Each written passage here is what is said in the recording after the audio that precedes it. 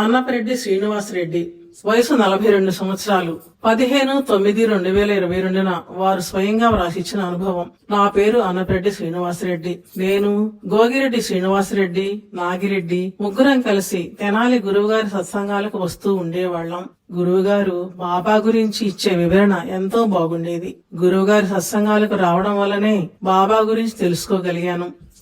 నేను అనారోగ్య సమస్యలతో బాధపడుతున్న రోజుల్లో ఒకరోజు గురువుగారు కల్లో కనిపించి, నీకు సమస్య చాలా తక్కువగా ఉంది, దానివల్ల నీకేమీ ఇబ్బంది లేదు, తగ్గిపోతుంది అన్నారు. తరువాత కొద్ది రోజులకు గురువుగారు మా ఇంటికి వచ్చి సత్సంగం కూడా చేశారు. గురువుగారి సత్సంగం తరువాత నా ఆరోగ్యం చక్కబడి పూర్తి ఆరోగ్యవంతుడయ్యాను. నా వివాహం కాకముందు ఒకసారి నేను షిరిడీ వెళ్ళినప్పుడు నా మనసులో ఉన్న సందేహం గురించి బాబాను అడిగాను, నాకు వివాహం అవుతుందా కాదా అని. బాబా నాకు సమాధానం ఇచ్చారు. నేను ద్వారకామాయికి కొద్ది దూరంలో రోడ్డు మీద నడుస్తూ ఉండగా నాకు ఒక చిన్న పొట్లం కనిపించింది. అదేమిటా అని విప్పి చూశాను. అది మంగళసూత్రాలు ప్రింట్ అయి ఉన్న చిన్న పేపర్ ముక్క, శుభలేఖ లోపలి పేజీ. దానిలో 10-15 గోధుమ గింజలు ఉన్నాయి. వాటిని ప్రసాదంగా నోట్లో వేసుకున్నాను. ఆ తరువాత కొంతకాలానికి నాకు వివాహమైంది.